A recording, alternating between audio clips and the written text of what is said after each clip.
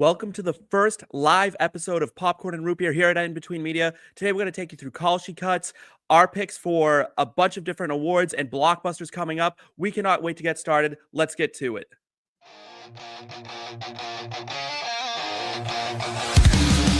Grab your popcorn, dim the lights. It's movie time, we're taking flight. From the silver screen to your earbuds here, we're diving deep, so lend your ear. Action, drama, comedy, gold. Stories fresh and classics old. We'll break it down, scene by scene. From indie gems to Hollywood dreams. Roll the credits, let's begin. Talking movies, where do we fit in? Heroes, villains, twists and turns. The love for cinema always burns. Roll the credits, it's time to see what makes the movies magic for you and me. And you are not mistaken. We have a brand new intro for the show, for our live debut. Let's cut to the chase. My name is Steve. You can find me at Steve_Lawson on Twitter. I am there giving you all my stupid takes on life and everything, but I am not the star of this show. The star of this show are the two people on the other side of me. First, to my left, your right, she is committed to the bit in ways that most people cannot even comprehend. It's actually this way, up in the freezing cold mountains of, well, New England. Trash Sandwiches, how are you? Hello. I'm good. I am cold. I was wondering if you were going to figure out the arrow or if it was different on your end somehow. You're good. It's tough. It's tough. You know what? I actually saw something that said someone on TikTok was saying that they were shocked that people see left and right as similar as up and down. Like it's that instinctual to them that left and right is that easy. And they were like, no, you wait, gotta it's do a like guess. the L and the... So I kind of relate more to like my left and right is pretty like set in stone. Jake, are you on the, do you have to kind of do the L's or are you like, I know my left and right just. Yeah, even though I'm dyslexic, left and right, that's the one thing I got. That didn't elude you. That's big. I don't know. I gotta pause for a second, you know. It's all good. Just gotta make sure you're right. All right, but we're not here to talk about left and right. We're here to talk about movies, and more importantly, movies that are going to make a bunch of people money, right? Because that's what we are here to do. We want to make the people money. We want to make ourselves money off the box office, off of Rotten Tomatoes, things like that. But first, let's spread some love for some things we've been watching. Jake, why don't you kick us off? What's something you've been watching lately? Yeah, Night Agent season 2 dropped, so I've watched it all already. It's not even actively watching. I'm rewatching it because I enjoyed it so much.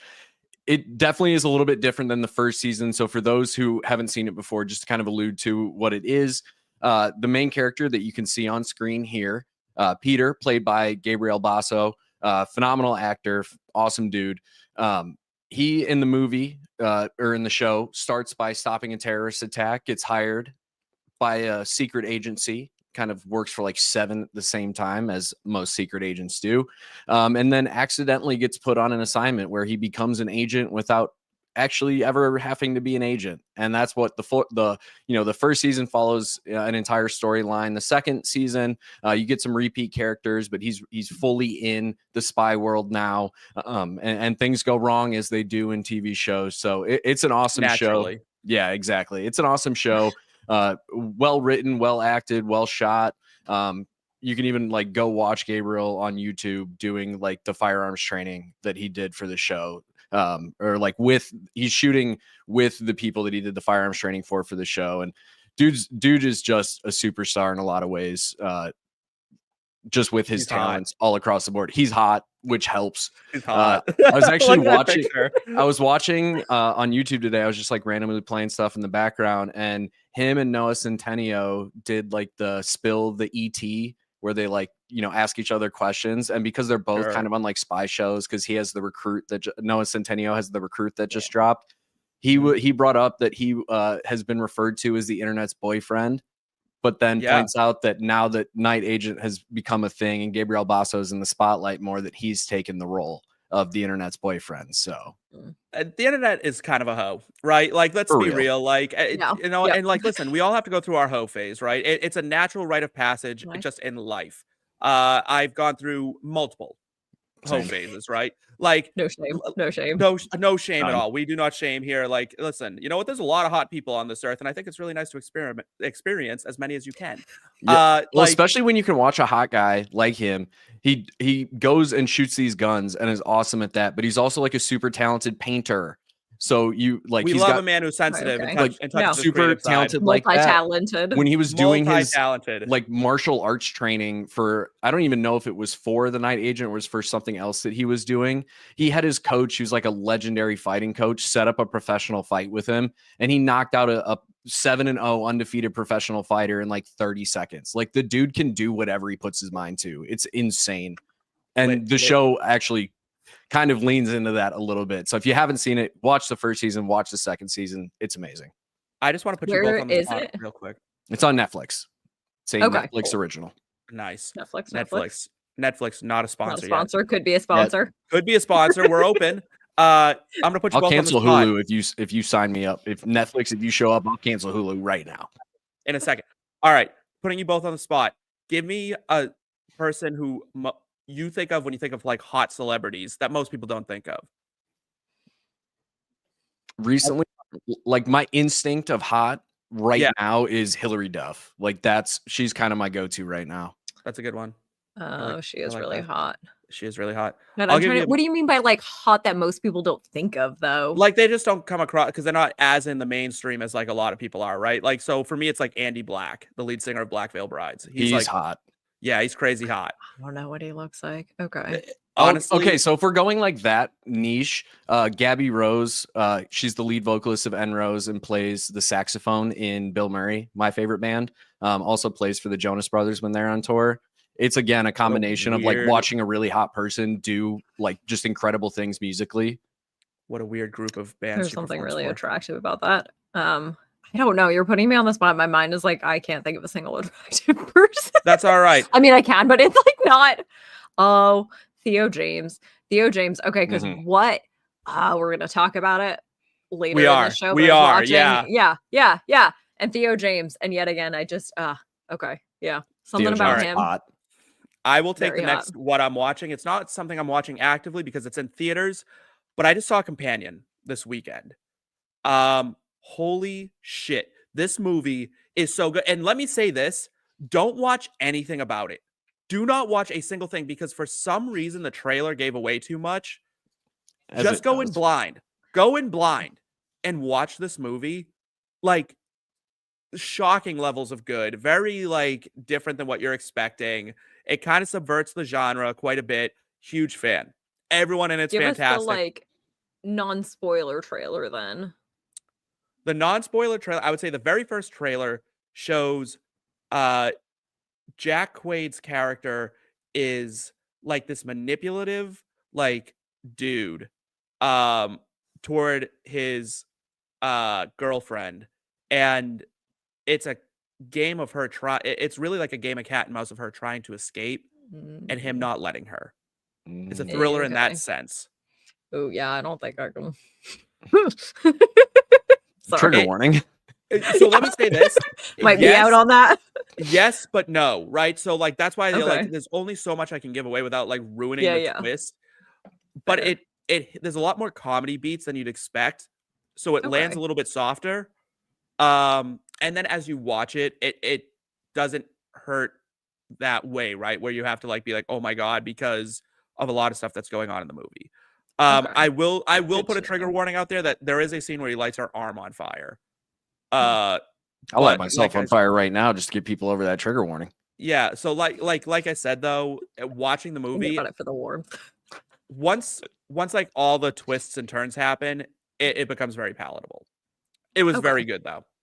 Makes sense. Okay. It doesn't give you that kind of like constant icky vibe like you does. It doesn't. I think it really worked hard to not do that. I will say I think last I saw it had like a 98% Rotten Tomato score. So it's like that's wildly solid. That like speaks well. Yeah, of it's not like gratuitous. It's not odd. Right. It's not like Terrifier in the fact that it like wants to gross you out. It's actually trying to say something more profound than a lot of movies are doing, and doing it in a way that's not like shoving it down your throat.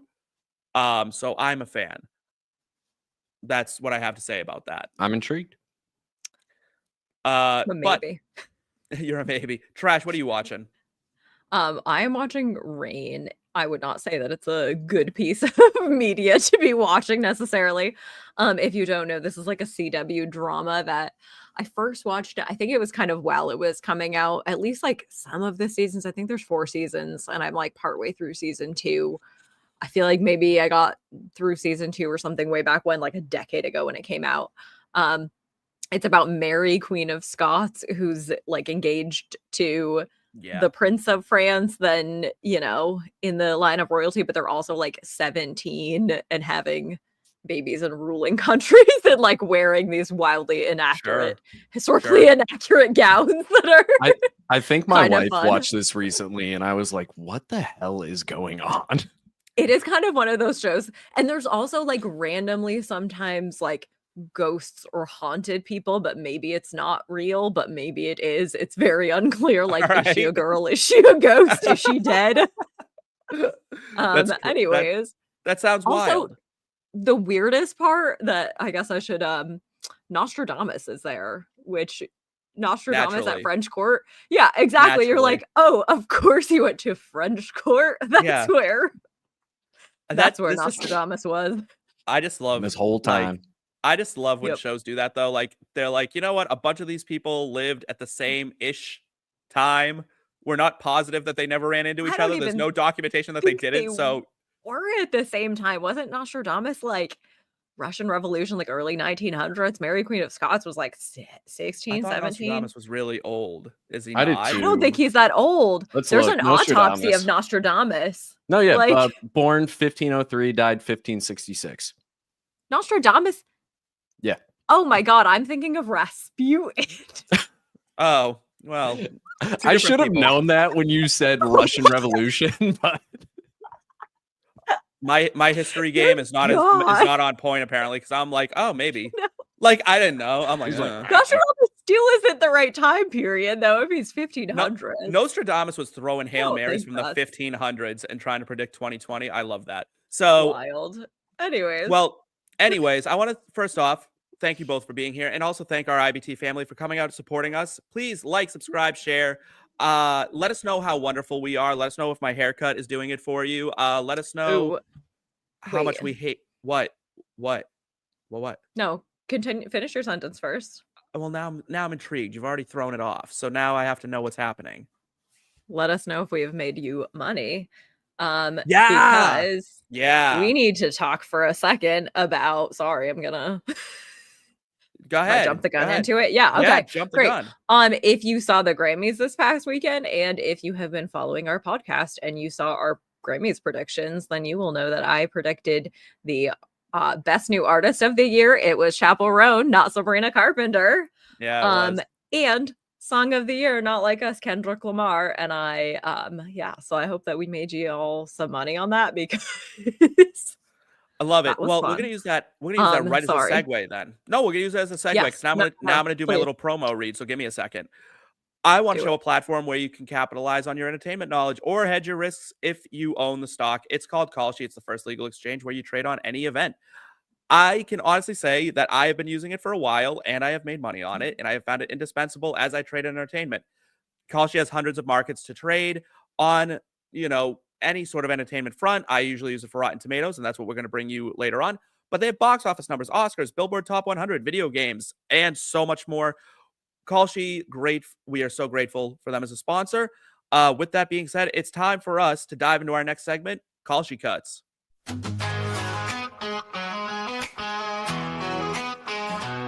Under the neon lights where the shadows dance, we ride the rhythm, take a chance, blade for sound, slicing through the night. Kalshi Cuts, bringing fire to the fight. Kalshi Cuts, sharp and clean, carving paths in a midnight dream. Feel the beat, let the echoes rise in the heart of the city. I am so in love with our music on this show. I really do think it's like the best of the internet. I'm just gonna lay that right down now. The songs we have go hard. I want to teach them to myself on guitar. That's that is cool. Why I'm always dancing when we come out of the drops. I was so tempted to run and grab one of my guitars and try and figure it out. You know what? Someday we'll have to figure it out. But Send them in the audio Someday, files. somehow. so far this year, we are 6 of 9 on our Kalshi picks. That is because most of them haven't cashed yet because we made a lot of long-term predictions.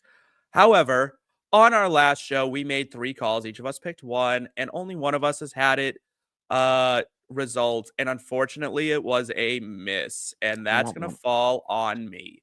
However, while I predicted it incorrectly on the show, I predicted it correctly when I laid the money down later on Kalshi. So I feel like I'm feeling all right, but I do apologize to anyone who laid down the bet as it went. Wolfman did not hit its over of 70. I thought that movie would be better. I thought it was fine. I didn't think it was anything special, and it wound up living at like a 55, I think, or 52 on Rotten Tomatoes. I feel like I faded you on that one, but I'd have to double check. I feel like I gave some pushback. I wasn't because I just wasn't super confident in the movie in general. I thought it was going to be better because it looked really good, and the director usually had a good track record. But unfortunately, that didn't hit. However, we have 3 new picks to land, or to give you, this week. I'm going to try here to redeem myself. So I'll start because I'm the only one who's batting over after our last show right now. So I'm going with the Monkeys' Rotten Tomato score to be under 90. Here's the issue. I am really nervous. I'm usually very cautious about movies being over 90. That's a really high score. That takes all it takes is 1 out of every 10 reviewers to be like, no, I didn't like this, and you miss. So it's so high. It's so high, especially for a movie like this. I don't think it's going to change the game. I do think it's kind of a goofier movie than we're used to seeing, considering it's from the guy who created Longlegs. It's meant to be a bloodbath. I don't know if a bloodbath is going to go over 90%. For whatever it's trying to do, I just don't think it's going to. Yeah, I don't know how I feel about Stephen King adaptations anymore. They're up in the air, right? Yeah, they're kind of up in the air. Like you either really good. Because either this is either you're going to be wrong because it's going to be amazing, or this line was going to be atrociously high at 90 because that's it's going to be terrible. Like I think there's it's no the in between. I agree. I'm not hopeful. I don't know. I did not. Sorry. I've seen the previews. I'm excited for it. Let me tell you this. I love a good bloodbath. I went to see the Terrifier movies. I'm going to go see Hard Eyes, which I think we might talk about later. I don't think we do actually, but I'm not sure. I am in for horror movies, right? I watch them incessantly. I'm going to go see this.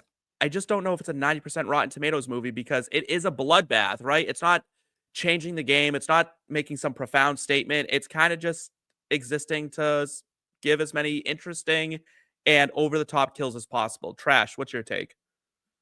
Yeah, it's a big no for me. As we know, I do not like horror also. Like some of you have never been traumatized by a little monkey automaton as a child, and it shows because why would you make a horror movie if it's already scary enough as it is? Well, maybe that's why Stephen King wrote about it. I don't want any part of it though. Like, Stephen King, here's why I'm optimistic about this I've had movie. nightmares about these things without even knowing that this existed as a book or a movie, and it's a big no for me. And 90 is so high. This little toy freaks you out that much? Really? It's the face. My parents are in the antique business, and my dad has had every manner of creepy child and toy. Yeah, I've been haunted by so many childhood items. I'm big out on all like Chucky. It's all no. Remind me later to send you the picture of the doll that was sitting in the corner of the bed and breakfast my wife stayed at for our honeymoon. I love the whole idea. Here's why I'm optimistic about this movie being good. I haven't read it, but I think it was put out at like the height of Stephen King when he was on Blow. Like he was just doing like lines of cocaine and just coming up with the craziest stories. You know what I mean? Like that's when he like came up with all his good shit. So I feel like we maybe will get a like a sleeper like hit out of this movie. I don't think it'll score over 90, but I think audiences will go see it. There's something about like Yeah, horror people might go comedy see where it. they're admitting they're going over the top with the gore that I just don't know how it's gonna land. Here's another reason why I'm like pretty confident it won't go over 90 is because Hard Eyes, which is getting really, really good reviews right now, is at like an 88, 87. It couldn't even hold over 90. So that's over 90. You're essentially saying this is a perfect movie. Do I think this is a perfect No. movie? I don't. And if you want to metagame this a little bit, if you look at, there's only 26 reviews currently for this on Rotten Tomatoes. It's sitting at 88%. So it has it can't lose any critics at this point, Right, to beat that it number. now has to be perfect. Essentially, it has to be perfect going forward. That's so hard. That's so unbelievably hard. Yeah. Now It's you not can't looking even go great 9 for for it. 10. You have to go 10 for 11. It's just getting harder and harder. Trash, what's your Kalshi pick? So my Kalshi pick is another Oscars. We have a couple other Oscar futures out there in the Kalshi sphere. And I'm adding another one. There weren't a ton of Rotten Tomato lines out there. This is for the 2025 Oscar for Best Animated Feature for The Wild Robot, which is super, super cute. It is cute as heck if you have not yet seen it. It is. Yeah, we have a review on the side that James Danielson did, and I was editing it, and I was like, okay, this is a must watch for me. To kind of paraphrase what he said, because he truly said it best, is it like has that feel of like a movie of your childhood, and that kind of like the feel that it instantly feels familiar without having that like overly nostalgia pandering to audiences. Like there's nothing about it that is pandering. It's just really cute and very authentic in that. And like I think yeah. Best animated Oscar. Like I'll go rewatch it. I think I don't see why it wouldn't win. It's charming. I don't see why it wouldn't win. I think I put out a top 24 list for last year. I think this was my third best movie of the year. So it's like, really good. I love Inside Out 2 as well, but this is really a 2-horse race, right? It's either going to be The Wild Robot or Inside Out 2. 2 is on there. But what is? Then like I don't know. There was something else that I hadn't even heard of that was like the next highest on Kalshi. Oh, was it Flow? Maybe Moana? So. No. It wasn't that weird cat movie? I don't know. I'll pull it up. All right. Well, I'll talk a little bit about The Wild Robot because I do think this movie has the clearest runway to an Oscar. It was some people could like honestly with enough convincing you could tell me it was the best movie of last year and I probably wouldn't even get that mad about it. It just had everything you wanted out of an animated movie. It was Flow. It was Flow. Yeah, Flow is the other one up there. Yeah. That one's cool and you root for it because it's an indie filmmaker that did it. But this is just so well done. And the voice acting in it is unreal. Like Lupita Nyong'o, really Kit Connor, Matthew Berry, like all these people really came in, laid it down. Catherine O'Hara, like they brought in stars. Pedro Pascal's also in it. Like they brought in stars and they all delivered. Yeah, because sometimes you get in stars like that and they like rest on their laurels and they don't actually do a good job voice acting. They're just like saying their lines. And these are like people did a good voice acting with it, I felt. Yes. Like you couldn't tell, like Matt Berry, you could tell I think he played like a beaver. His voice is so distinct, it's really hard to hide. The rest of them really were voice acting. Kit Connor put on an American accent. Lupita Nyong'o played the robot. And, a robot, like put on a robot-like accent, and yet still like was so full of heart and love and warmth, emotion. Like I cried watching this movie. Like I won't even lie. Yeah. I couldn't lie. It's like crazy emotional. If you have love in your heart for anybody in your life, like this movie will make you cry. Yeah, you have to be very cold-hearted not to cry at this movie. So cold-hearted. My wife doesn't cry at movies, and she teared up. So yeah, so it's a tough one. Jake, what's your pick? Yep. So I'm going with the new Captain America that is coming out. Captain America: Brave New World. Rotten Tomato score over 60. I know that this line is absurd to a lot of people, and I'm going to tell you why I think it's extra absurd. You want to know how many Marvel movies in the MCU have not hit 60% on Rotten Tomatoes? have a Like guess. 3. 2. Yeah. Yeah. And it's Eternals, which did suck. Wasn't a fan. And then Ant-Man and the Wasp, Quantumanium. That I Like didn't like. those are the 2. Thor, Love and Thunder, which is like the most probably widely panned MCU movie I've ever seen, is over this number. And people love Captain America, like the story behind him. Anybody who's been invested in the MCU is prepared for Anthony Mackie to take over this role here. It just seems like this score is, I don't know if it's because of some of the controversy that's come out with some of Anthony Mackie's statements recently about like Captain America not like America's not the right representation of him.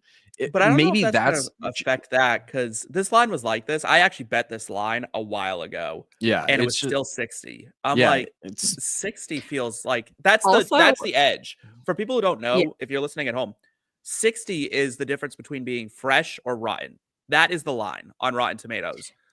Yeah. So I I don't pulled believe up this movie's gonna be rotten. the last 3 Captain Americas, and there are 2 at 90 and 1 at 80. The first one actually was the one at 80, which is interesting because I thought that Winter Soldier was way worse than First Avenger, but that's just me personally. I hated Winter Soldier. A lot of people Anyways, love Winter Soldier. I do. I don't know why. Ugh. Anyways, it was starker and grittier. Yeah, like Whatever. people shit on the Thor movies. People shit on a lot of the sequels to like Iron Man 2, like the follow-ups of the originals of the series. And all of those are still clearing 60 comfortably. Like this line, I had to double take that I wasn't misreading 90. Like that's how absurd I thought the line was. No, 90 would for feel an MCU movie. Yeah. Well, we'll see. We're putting our money where our mouths are, and hopefully you guys follow along and let us know how you're doing. Again, drop it in the comments or let us know later on. Let us know. We hope we're making you money. So we're gonna continue on that trajectory, and now we're gonna do a little forecasting of the box office. So let's drop a little more music.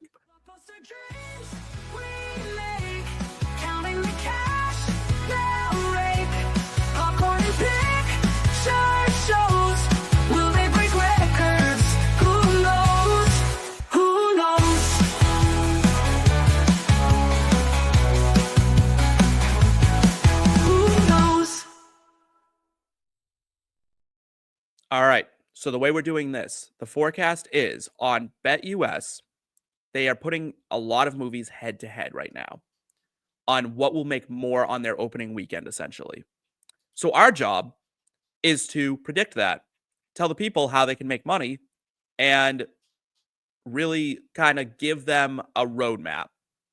So let's start with a huge mega fight that's about to break out in the theaters. Wicked for Good is squaring off with Zootopia 2. Now, at face value, this seems like it would be a blowout. However, kids' movies, especially ones that people have been waiting this long for a sequel, do ridiculous numbers. If I told you that Moana 2 outpaced Wicked in their opening weekend, would you believe me? Yes, because Moana was actually good. But Zootopia is wildly loved and made a lot of money. Zootopia is good. Zootopia is very good. It's not Moana good. Do you not like Zootopia? Zootopia is so good. It's not Moana good. But it's very good. I still don't think it has a chance, but it's very good. I think the reason it has a chance is the audience for Zootopia is bigger, just in terms of the number of people who would potentially want to see it, than Wicked's is. However, I think Wicked's fans are more like driven and committed to seeing this in theaters. Now, I know I'm going to be opening night. I may even paint myself green to go see Wicked. I won't actually, but like I'm there. I'm ready, right? Because you're at least going to be wearing green. I will be wearing green. I might get the hat. Yeah, I want to go see what Cynthia Erivo and Ariana Grande do for their follow-up, because I've seen Wicked. I know how this goes, right? I'm very excited for No Good Deed. That song to me is so unbelievably good. Cynthia Erivo's going to crush it. Well, so that's why I don't think the Zootopia has a chance. Like, I think people are going to come out for Wicked. They will show up. Yes, the theater kids are going to show up. They're going to show up. Is there enough theater kids to offset children? Yes. Yeah, especially when you're talking opening weekend, because I think the theater kids will come out more so like opening night versus like who goes to Zootopia opening night? I think the big difference in this. I think the difference, not even the big difference. I think it's going to be close. I'm with you guys that Wicked will win. I want to put that on the record. We actually are unanimous in this. Yeah. I think the difference is going to be that early screening preview. I think that Wednesday night, midnight kind of showing will put Wicked over the top. I think it'll be that close, though. I think it'll come down to $20 million one way or the other. Here's why I don't think it's going to be that close. Wicked, opening weekend for Wicked this year was over $160 million. Zootopia's opening weekend in 2016 was $63 million.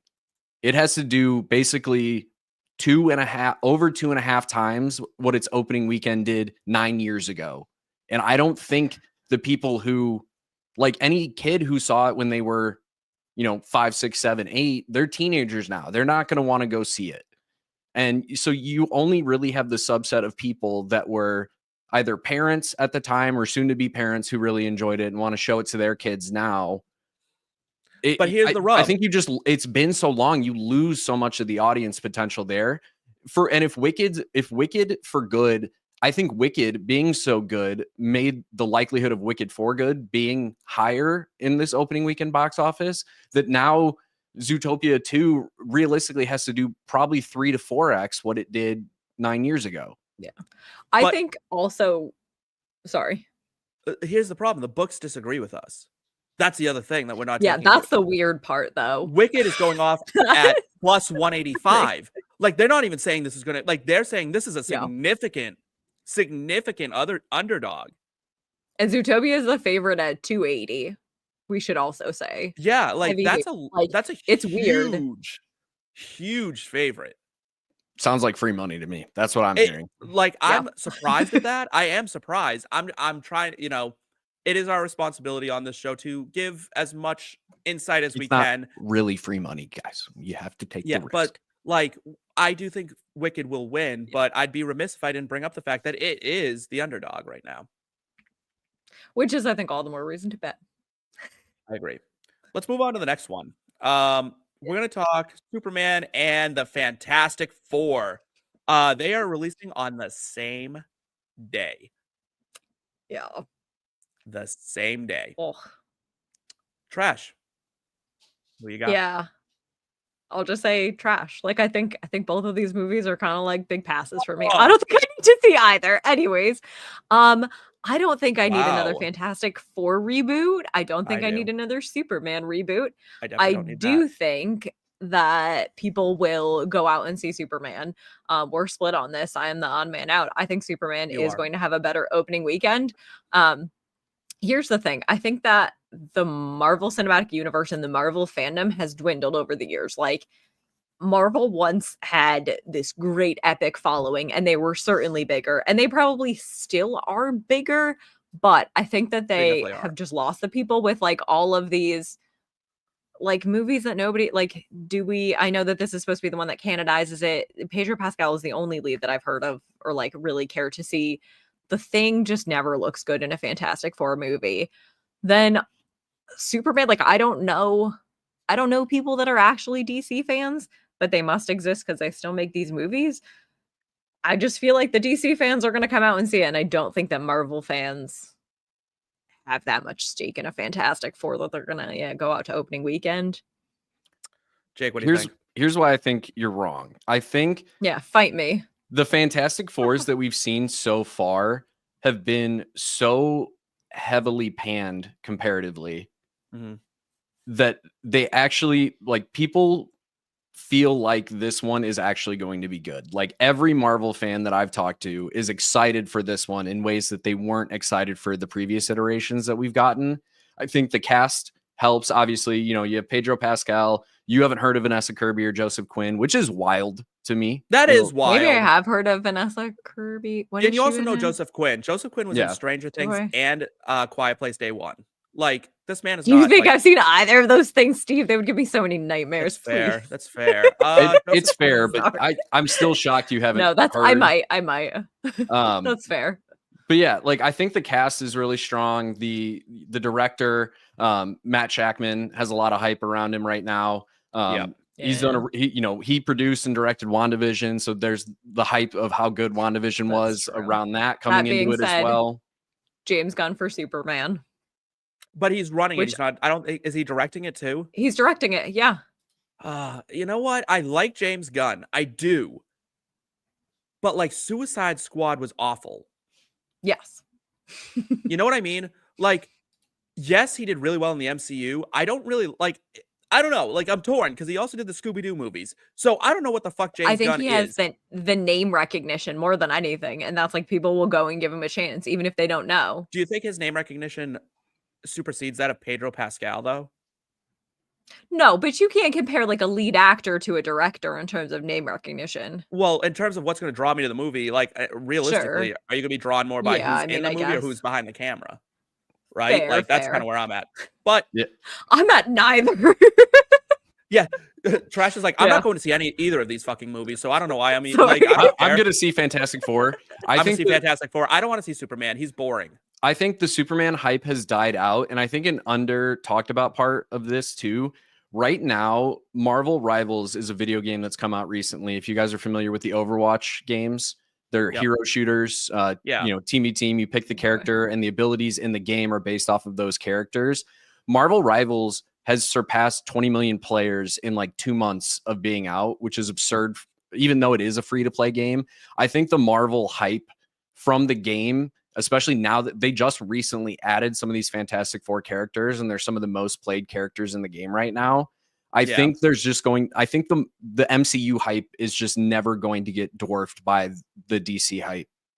I agree. No, that's I also wanted fair. to say hi to everyone in the chat, like Dee Dee, who's in here joining Hey, us. Dee Dee. Dee Dee, how are you? Dee Dee's a big supporter of the IBT podcast, fan. like our fantasy football podcast. And now Yeah, she's over Dee here Dee. with us at Popcorn and Root Beer, listening to Yay. our movie takes. Hopefully, we're giving her, something to take home. All right, Something good let's to move on to cook up, if you will. Sorry. let's move on to the next one. Minecraft is squaring off with How to Train Your Dragon. I Is that a think pun? that it is now. It is now. I think both of these movies are going to make a lot of money, and I think that's going to surprise a lot of people. I wouldn't But- be shocked Yeah. if of the 6 movies that we've talked about, if these are the 2 highest grossing of the bunch. Yes. As of right now, How to Train Your I don't Dragon know about is the that. slight underdog at plus 110. Minecraft's going on off at minus 150. That makes sense considering Minecraft, I think, is still the most played video game in the world. So, Makes sense. I don't know if it's most played, but it's made the most money of any video game ever. as It has also some of the biggest recognition, I'd say, like IP recognition. Mm-hmm. okay, yeah. I mean, and I think a lot of kids play it. A lot of people like Jack Black will bring people into the movie. Weirdly, it has a solid cast. It looks goofy as hell, and I think they leaned into that in a good way. Yeah. This time, though, I'm the odd man out on this. I was gonna say this time Yeah. we get to bully Jake. I have realized that I was not bold like you two were this week. I went with consensus on all 3 picks. You know what they say, you got to fade the public. So it looks like To we're be fading fair, though, Steve. I was the first one to put my. Oh, wait a minute, no, I wasn't. I got my Jake put answers his in picks in first. first. So So I did go against Chalk on this one. I Yeah. kind of want Superman to be contrarian. for me here, like Minecraft, it supersedes like any age generations. Like there's kids that play it, adults who grew up playing it are still playing it to this day. There's so much hype around it. You've got the toys that have been in stores since I worked in retail, 12, 15 years ago. Like it's got such a big name. It's got so much hype around it. It's going to draw such a large audience, especially with the cast that they have. I don't see a world where How to Train Your Dragon can overcome it. As good as I think it's going to be, I love the first one. I'm excited to see this one. I just don't think it's going to get close.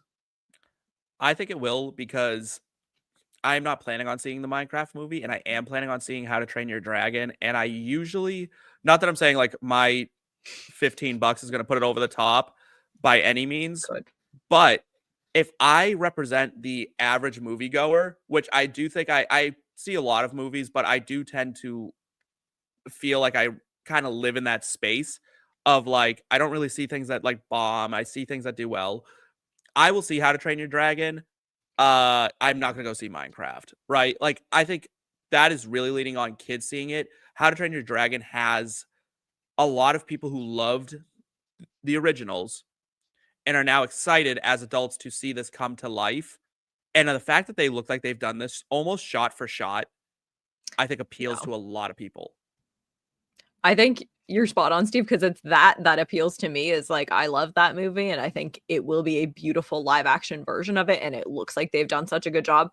The Minecraft movie to me reads like either like the Mario movie a couple of years ago, or that like Pixels, or like just another one of those like video game IP movies that kind of has all this like hype and marketing before it comes out and just like flops, or like has that cultural like meme moment for maybe 15 minutes of fame and then like doesn't have, I don't know, the movie staying power, whereas I think the How to Train Your Dragon movie does.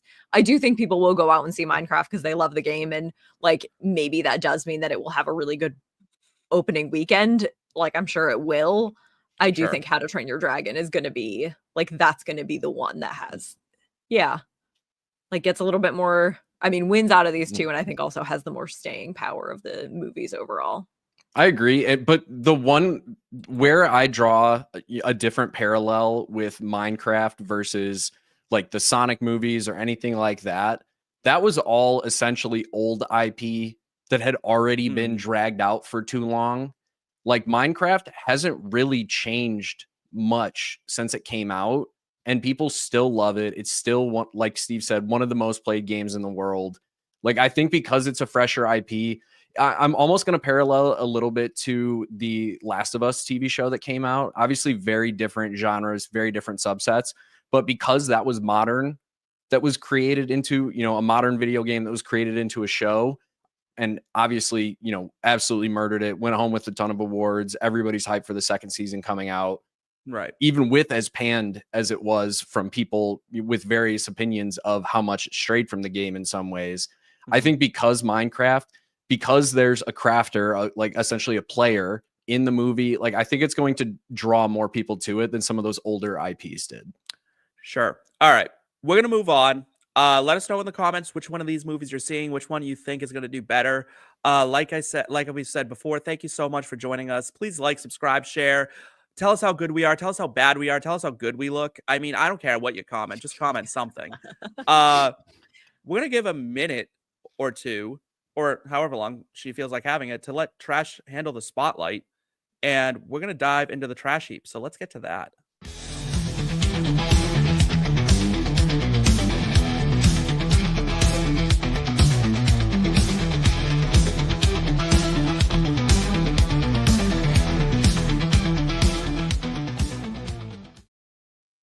Everyone wants to be trash. Indeed. I have some very fun trash for this one. Because it's a loving kind of trash, and this is definitely like a TV show that I'd call like a little bit of trash, but like in the best way. It is XO Kitty season 2 just dropped on Netflix a couple weeks ago. And if you're not familiar with the show, it's like a spin-off TV show, if you will, of the To All the Boys I Loved Before series. So that was like book turned into a movie trilogy. And then this is the thank you, Dee. This is Lara Jean's youngest sister, Kitty. And so in season 1, she goes off to Korea to like discover her familial roots with her mother and everything, and like go to boarding school there, figure out who she is, also fall in love, and have like, it's a K-drama. It's like an Americanized K-drama. So there's more English, which is good because I don't speak Korean. But it's super fun. It's cute. Season 2 is like the drama, but it's the kind of drama that I want when I'm watching a show, because I feel like too often drama in a TV show is like depressing drama of like I can't pay my bills and I'm like Yeah. all of these kinds of like that kind of drama that like I don't know hits too close to home, whatever. And this is drama of like, oh no, I'm in love with this man and in love with this woman and they don't love me back, but maybe they do, but she loves this other person. Like it's love never know. triangles Yep. and like, you know, fantastic and dumb rom-com tropes, and like we love it. Go watch do it. love It's it. fun. I have seen season 2 several times, and it came out only a couple weeks ago. And I will go back and probably keep watching it tonight again. Yeah, it's on my list. It's buried a bit right now, but it's definitely on a list. All right. Full disclosure, I didn't know it existed. Now I'm gonna go watch it. So There you go. All right. We've given you the betting. We've given you Kalshi. We've given you the trash heap. Now we're going to give you the greatest of all time. We're going to dive into Mount Rushmore, and I'm going to tell you exactly what goats we're talking about right after this drop. Best of the best, mountains in the west, the stories will last, the present and past.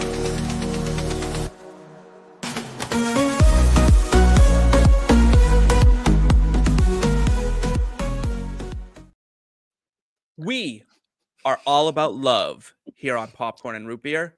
It is February, the most romantic month of the year, because Hallmark decided to stick Valentine's Day right here in the freezing cold of winter. it's So, the warmth of love. It's supposed to get you through the hard month. is it? Shopping Because it's season. not working. Yeah. Yeah, fair. That being said, we are breaking down the GOAT of couples, both on TV or in movies, depending on where you want to go to. These are ours. Okay, I'm going to say this now. So if you disagree, you can come. But if you're going to shoot for the king, you better kill him. Right? You gotta have your own. And have your own. You better have Yeah, four better. yeah. You gotta better back it have up. Four better. And I'll go You gotta back go head to head. If one of your couples beats one of mine, guess what? I'm gonna find the next one on my list that beats yours. I mean, we're going Pokemon style until we're out. Yeah, And I'm gonna win. I think I looked at our list, obviously beforehand. I think these are good lists. I think these are strong lists. And we don't have a single overlap, if I'm not mistaken. We don't. No, which is the first time. Like ever. I think ever. Yeah. We haven't had like an overlap. That That's being crazy. said, we do have some overlap between some of these picks and some like later. Like I think we have some favorites. But Yes, I think so too. yeah. Let's start. Jake, why don't you kick us off? Give us your favorite TV and movie couple. So I actually have this in reverse order. So this is actually like the last one Can to we make just pause for a second and look at the stupid comment that Seth left? Honestly, They're cute. I kind of like it. You can't I say think they're a Cosmo and couple. Wanda. That's not a romantic. You gotta have 3 couple. others. They are Like, romantic. They Couple love from each other. Sisters, he's got have you 2 in not there. watched? There's so many times where they like Yeah. practically kill each other in the show, and then at the end of it, they're like, It "I got love worse. you." Look, he got it worse. It's gotten worse. All right, yeah. He's now going in the now I'm wrong out. direction. Now I'm out. Boo. All right. Well, the first one I put on my list, so the last one on my Mount Rushmore here is Mary Jane and Peter Parker. It's a classic relationship. It's been told through various forms. My form of Spider-Man, Tale as old as time. One Yeah. might say. Peter Parker and Mary Jane is Which one is I'm now Tobey Maguire and Kirsten Dunst. That is mine. Okay. That is mine because that would like those Spider-Man movies are what I truly think of when I think of Spider-Man.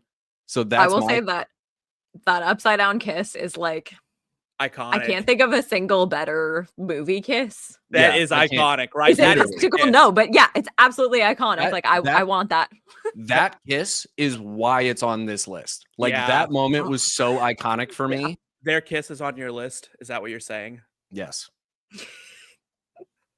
For our younger viewers, that's even predates all of us.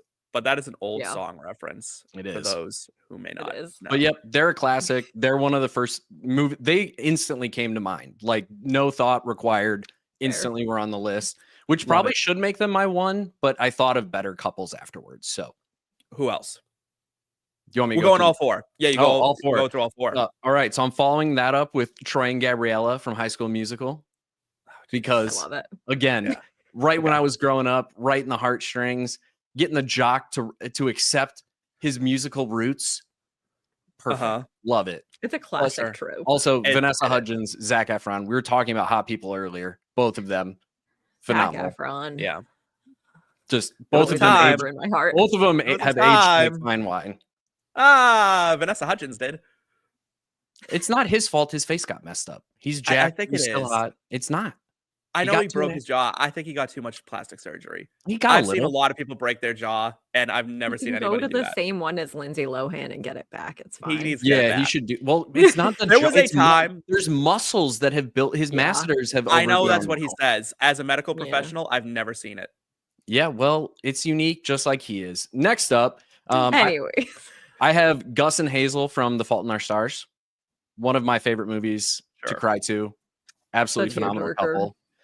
And then my personal favorite romance movie of all time, Katie/Aaron and Josh from Safe Haven. Okay. If you don't get the Katie and Aaron thing because you haven't seen it, she ran away Mhm. from her abusive husband and changed her name because he's a cop. I didn't give away the whole movie, but you'll figure it Sure. out about 20 minutes into the movie. But still, it's one of my favorite movies of all time. My wife and I still, like, when I'm having a bad day, my wife's like, "You want to watch Safe Haven?" Plus, Julianne Hough, hot. Josh Duhamel, hot. I think being sexy matters, right? Like, yeah, it definitely helps. brings I don't, brings some appeal. I don't think any of us picked like a movie or a show where two goblins are like going at it. You know what I mean? And that's not to like No. I did really almost privilege pick. our way into it, but I did almost pick Shrek and Fiona. I'm not gonna that's lie. different though. Like That's that's different. different. That's animated. You and that's said beautiful. goblins. They're ogres. He's like Exactly. An That's ogre. not that different. well, That's it's art. different. No, that's so different. That's so different. I'm talking about real goblins. Like Goblins are cruel in the heart. Not like Danny DeVito and I'm talking like Mitch McConnell. Like just like a Mm. goblin looking motherfucker. You know what I mean? Like that's what I mean. I broke my rule. We're moving on. You only Was that- insulted his face. was that your 4, Jake? that's my 4. Yep. All right. Trash, take us to the next 4. All right. So I will give I didn't put my picks in any order on the back end, but I will give my first one up here as Set It Up because that is what we have pictured. It's Harper and Charlie. If you have seen Set It Up, the Netflix original, it's super cute where like the assistants parent trap / Cyrano Bergerac their bosses into falling in love, which is a whole storyline in and of itself, and then they also fall in love. Spoiler, sorry, I should have said. It's a rom-com, you know they're falling in love. It's Yeah. It's super cute though, and it's just like one of those movies that they have good chemistry and like their couple evolves very organically in a way where like I don't know. Yeah. It's like a kind of enemies to lovers, kind of friends to lovers, a little bit of both. Partners to like lovers. that. Anyways. My next one, I guess I kind of sort of teased this with the Exo Kitty pick because it is Largene and Peter Kavinsky from To All the Boys I Loved Before.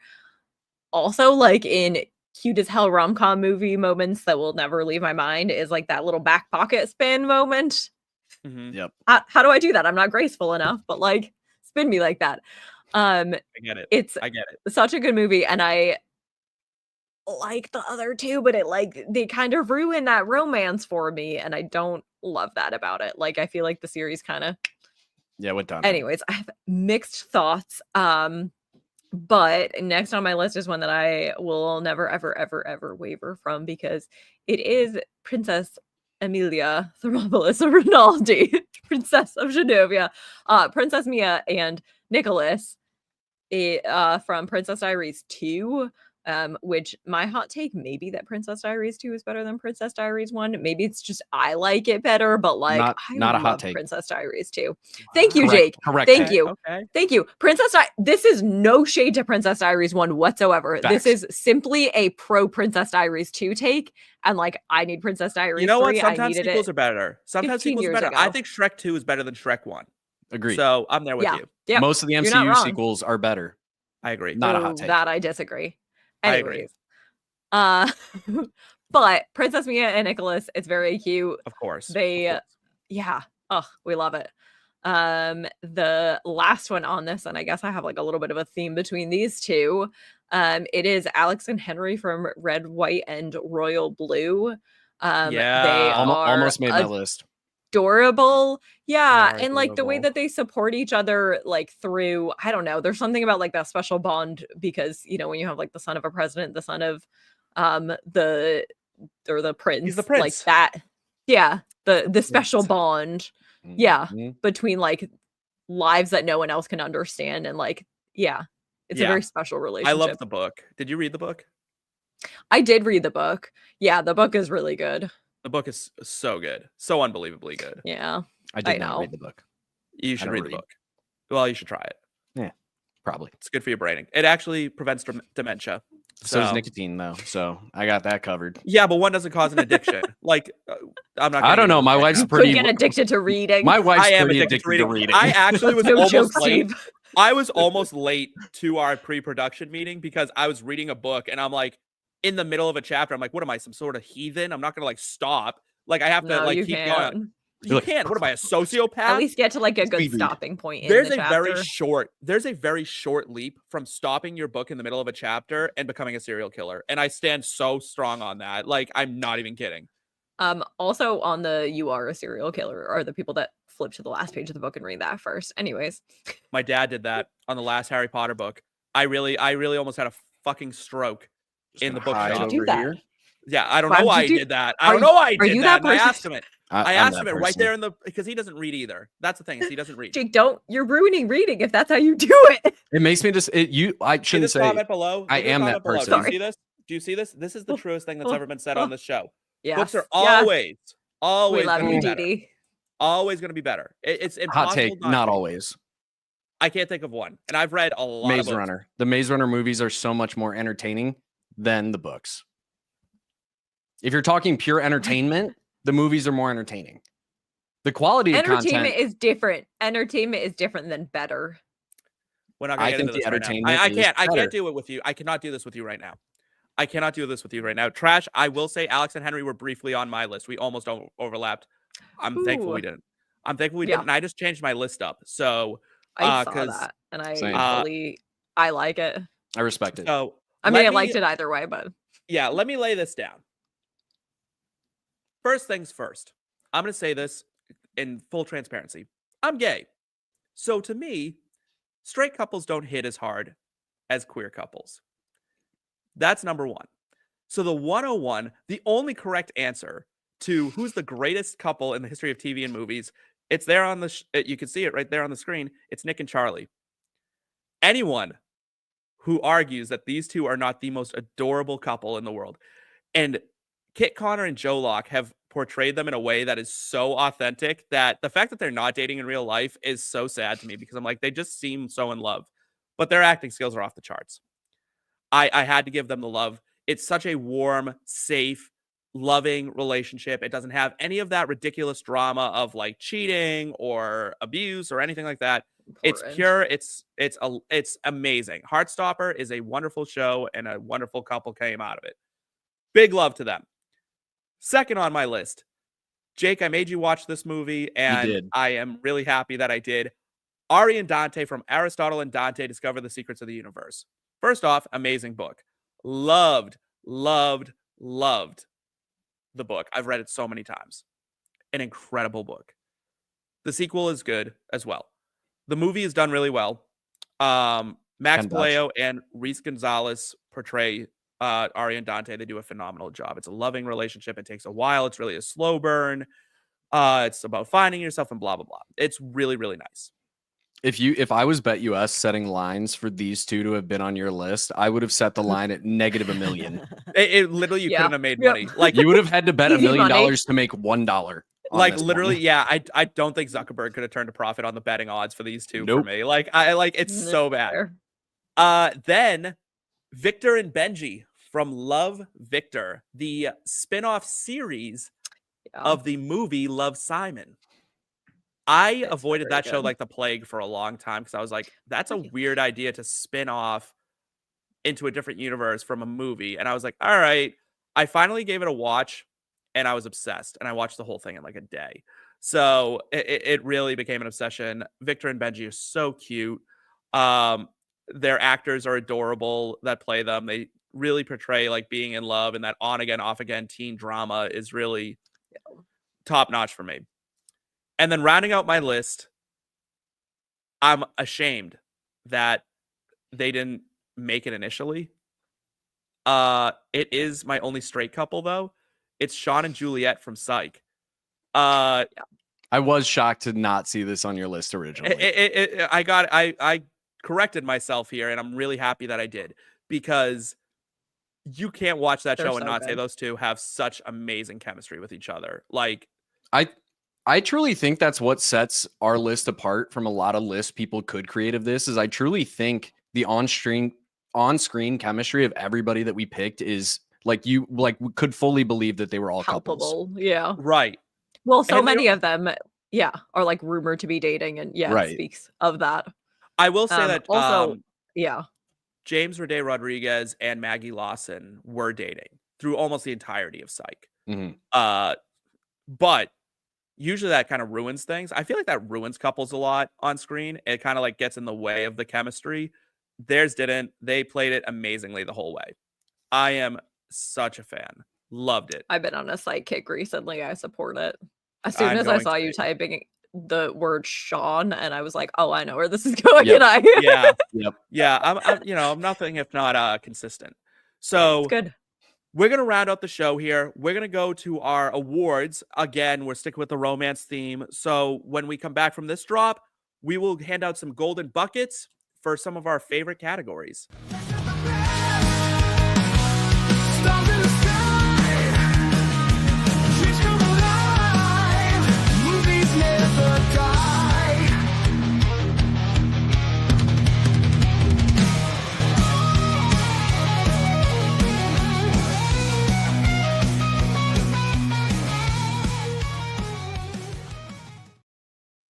So each episode, we each pick one category to hand out an award. And I think we really crushed it Agreed. this time around. I will say it was a little tricky to kind of figure out. But like the picks had to be tough, right? Like, but that's the point, right? We're saying this is the best Yeah. of this thing. I'll say we'll start with mine. It was the best grand gesture in a movie. For those of you who maybe don't watch romance movies or don't feel romantic feelings whatsoever, or just don't like people in general, this is normally a very bold move by the protagonist to win their love over, right? This is not like, hey, I bought you a flower. That is not what we are talking about. Mm-mm. I'll tell you what, I'll kick it off because this was my category. For example, I chose the waiting on the Ferris wheel in front of the entire school in Love, Simon. This kid announced to the school that he was going to sit and ride the Ferris wheel until his secret hidden crush showed up and rode with him. The definition of bold. That is Literally. bold. If someone ever did that for me, if somebody ever did that for me, I would be pregnant. I'm not even kidding. Like, If somebody I did would've- that for me, I would be like, it ain't me, and I would have gone home. Are you kidding me? I would be Are like, you there's kidding no me? way that's for me. I'm out. Well, you know it's him. They knew it was each other. Yeah, You I mean, watched Love, you- Simon? Yes, I get that, but I just, in my mind, I still would never assume it was me. How is that? Like true? there's You're someone else married. with the same. You are Yeah. married. How are you that? You can't be that clueless in love. You're Oh, married. I'm not. I'm not. But I had to win my wife over. I had to be the grand gesture. All right. Well, sometimes you know. I'm not You're the- telling me if she did a grand gesture to you, you wouldn't recognize that? Jake, I mean, I even would if it was his recognize wife, it, it'd be but I like, fell "Not in for love with me," her and the second I leave. laid eyes on her. Aw, that was gross. Cute. It's true. We can vouch for it. She was at our friend's house. I pulled up with the friend, and I saw my wife walking out of their house, and I was like, "Who is that? And is she single? Because I'm going to marry her." That's really cute. So, That's great. All right, Jake. What's your favorite grand gesture? yep. So I went with Noah building the house in The Notebook. That was too easy of a choice for me. I love The Notebook. Edie agrees with you. Apparently, she would have left. Thanks, Dee. I'm not alone here. But yeah, just like, again, one of my favorite romantic movies. I'm a sucker for a good romance movie. Building the house just because you like it was her dream house essentially, and like thinking that if you build it, she would show up, and it worked. Come on. Yeah. Yeah. I get it. I don't really like The Notebook. I'm leaving. Really either. I'm see. definitely leaving. Yeah, that's Sunglasses are going back on. Yeah, that's like it's not my favorite. They're going on movie. upside down this time. It's not my favorite, but Trash. What's your favorite? You know, gesture it's a in gesture. movies? It's a big gesture. So mine, I would say, like, as much as you're like, these were really hard to pick. This, I like instantly. I was like, I know what my pick is. And it is the serenade from 10 Things I Hate About You that Heath Ledger or Patrick Verona does to Julia Stiles' cat down on the field. The da da da da da. I love you, baby. Like, it's, oh my God. Iconic. And if it happened to me, yeah, I'm gonna be mortified as fuck. Like, I get it, Jake. Like, I might run away out of embarrassment, but also, like, you want to talk grand gestures. He gets the marching band in on it. This is like a multi-level school celebration. I do love how supportive schools weirdly are in all of these movies, that they're like, Yeah. let's like we'll all be there and cheer for you. Yeah, If I can if tell I you said that that if to the my school cheered school, for they'd me, be like- I probably would have thrown myself off the top of the Ferris wheel if they cheered for me, or if I got there and no one rode with me, like it happens in the movie. They probably would have been like mopping my like remains off the ground. But like I really don't want the school cheering for me while I'm making out with the guy that like sat on the Ferris wheel with me. And please don't ever, like, I can't handle what people saying happy birthday to me in the restaurants. So, or at all. Too. I start hate- conducting. I'm like, oh man. I tried to get out of it like a week and a I've half told ago people for flat my out, like, birthday. I'm like, don't sing happy birthday to me. I hate happy birthday. That you is can't say that because that everybody's going to They're do gonna it. do it, yeah. I just say, like, I'm like, I'll leave. Like, I hate God. Whoever invented happy birthday was Just say you can do it, but you're paying for my dinner, and you better be getting me a nice present. They should be paying for your dinner anyways if it's your birthday. Valid. That's fair. Enemies to lovers. Yes. So this was my category pick because I wanted to do a trope, and I was like, enemies to lovers is a great trope. It's one of my favorite tropes, which is weird because I would never want to find my lover this way. I don't want to have that kind of I think there's something inherently drama in my sexy life about it. It's sexy and I want to watch it and I like it in that sense, but like I don't want to go through that experience necessarily. All right, let me say this to the audience. Like, if you're like squeamish or like sticking for PG-13, like mute us for the next like 30, 45 seconds, maybe minute. You've never like seen someone and you're like, I fucking hate you, but God, I would tear you apart. You've never like. I mean, yeah, I've maybe had those moments, sure, but that doesn't mean that I want that as like the way that I fall in love. It seems. Hey, neat. you can't make diamonds without a little pressure. Sure. There you go. I love the trope. I love the trope. That's why the trope's amazing. Like you can't, yeah, exactly. Anyways, so my pick for it is aptly named The Hating Game, which is super cute. It's Lucy Hale, who is from Pretty Little Liars, and then I forget who the male lead is. It's like no actor that I think his name Jake, would you're not on come it. to me. Yeah, I remember. Yeah, thank you, Jake, our Googler in Our chief. Googler. The second you see Jake's Austin eyes Stowell. shift. Yeah, exactly. Austin Stowell. Austin Stowell. Yeah, I don't think I've heard of him before this, but it's cute. They have that chemistry, and like there's something about that. Like it's a workplace enemies to lovers, and they're like professional rivals, and you know it's all gonna end up good in the end. But like it's cute and it's sexy in the interim, and I like that. I love that. Yeah, no, I don't know. Sometimes I've gotten into it with guys that like we didn't get along at all, and I was just like, man, if you're gonna yell at me without your clothes on. Like let's do this in a more fun way. You know what I mean? Sure. Like, I don't know. Sure. There's more constructive ways to express ourselves, I feel like. For mine, my favorite enemies to lovers, we've referenced them already. They made Trash's Mount Rushmore. It's Alex and Henry. They are enemies in the beginning. They hate each other. And it turns out it's actually because Henry was all sorts of oogly googly eyes for Alex, which, like, yeah, I mean, we've all been there. We've all been there. I We've all never like watched that seen shit. our significant others or whatever. Like, I mean, Jake said it with his wife, me with my boyfriend. The first time I saw him in person, I couldn't string a sentence together. I got really, really intimidated because he's really, really cute. So we've all been there. Some people just react by being a total prick, and that's what Henry does, right? So in the end, it all works out. When they do wind up getting together after like the world finds out, and Alex, flies across the ocean and professes his love for him, like, injected into my veins. I'm there. Good grand gesture. Yes, great grand gesture. Jake, who's your favorite enemies to lovers? So I did kind of cheese this a bit because it was kind of like lovers to enemies to lovers, but it's B and Ben from Anyone But You. If you haven't seen it, they spend the day together. She goes to just dip out real quick, the next morning, do her walk of shame, get out of there, changes her mind, comes back, hears him shit talking her to his friend on the phone, and decides she hates him. Then they end up going to a wedding together because people that are very important to them are getting married, and they basically fake a relationship to get people off of their backs about not being in relationships, and then fall in love.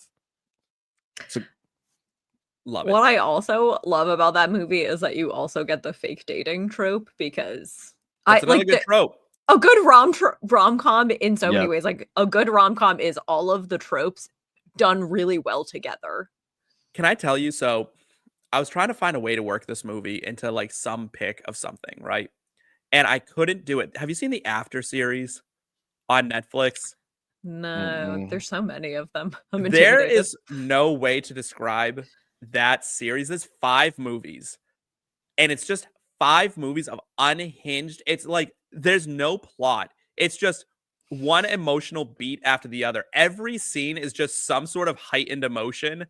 It's the craziest thing I've ever watched. I was just kind of going through it. I was in like the doldrums, I guess.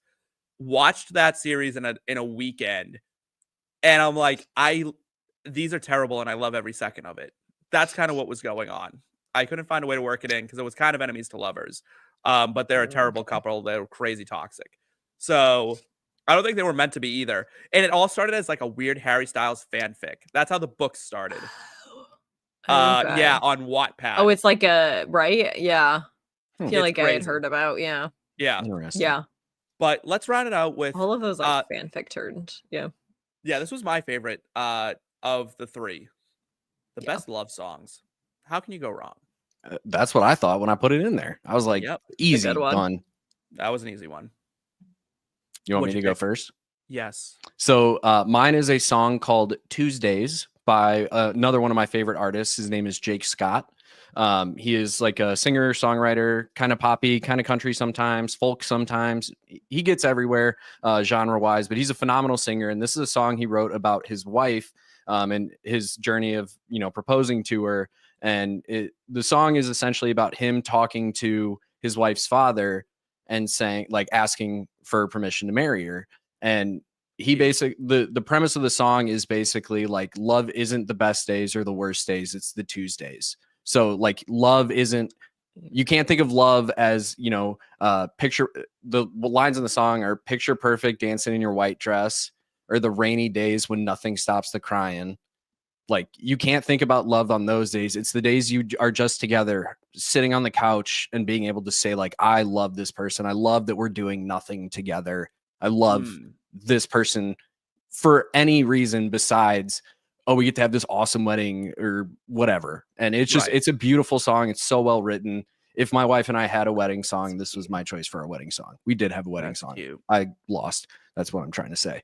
We ended up going with Bones by Hosier, but classic. That's a classic. But yeah, Tuesdays by Jake Scott. If you haven't listened to it, listen to it. Listen to him in general. His music's amazing. I love him. I like that. That's a good one. For my best love song, I turn to like the queen of love songs, Celine Dion. And it's all coming back to me now. That song is just like romance personified, right? Like, I mean, it's that good. Yeah. And it's Celine belting out like all her emotions, and it's like 8 minutes long, and it's like just like, you know what I mean? Like, it's just there's nothing about that song that's not like masterfully done.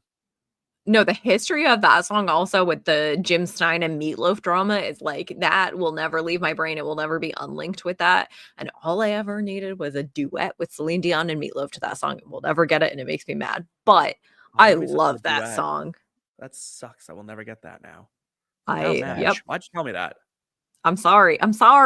Well, because Jim Steinem and Meatloaf were dating, and like he would write songs for him, and then that one he like wrote as the breakup song. So he gave it, or not a breakup song, but like they were fighting. So he gave it to Celine Dion instead. I may have just butchered that story, but that's what I remember of it. And then Celine Dion sang it, and so like I just wanted the version with Meatloaf too. I want the love to be complete there. And Meatloaf definitely has some love songs that you could be like, yeah, like Paradise by like the Meatloaf Dashboard is Light, very sorry. dramatic and over the top, I love and Meatloaf. yeah, like there's not a lot to dislike Yeah. about Meatloaf other than the songs can be like 15 minutes long. It feels like, I but love that. yeah, sometimes I like a That's quicker why song. it's such a long song for Yeah. Celine Dion too. This is unusual for me. I'm usually like 4 minutes, and I'm like kind of like, all right, I'm done with the song. But this one is Yeah. kind of Depends on the prevailed. song, but Or prevailed is the word I was looking for. Trash, round us out. yes. So If I Ain't Got You by Alicia Keys is my pick. Alicia Keys is, like she's not that queen of love songs like Celine Dion. Jake is gone. He does not Jake- like Alicia Jake Keys. I dropped guess. right out. Wow, just He's left. been having computer issues, so I assume that's it. I'll keep Maybe he's going, mad I at guess. Mad. Yeah, Maybe he's he mad at doesn't like Mad. Alicia Keys, and screw that, because Alicia Keys is fantastic and she's a wonderful singer. And I think this is a great love song, and it's like that It is a great love song. it is kind of like about that message that Jake was talking about. Like it's not all about the diamond rings and everything. It's just you. It's a good love song. That's a great love song. These were all great love songs. This was a great episode. So fun. And we did it live for the first time ever. And my we, computer only crashed once. only crashed once. Yeah, So, and only at the very end. right. Guys, thank you so much for your time here tonight. We'll be back hopefully in about 2 weeks to hang out with you guys again. To the IBT family, thank you so much for being here. Thank you for your support, for your comments, for your just audience. Please like, subscribe, share. Let us know what you want to hear from us. Let us know if there's any bets you want input on or movie culture stuff you want us to talk about here on the show. We are happy to oblige in any way we can. For myself, for Trash Sandwiches, and for Jake Parry, thank you all so much. We will see you next time here on Popcorn and Root Beer. Have a good night, everybody. Take care.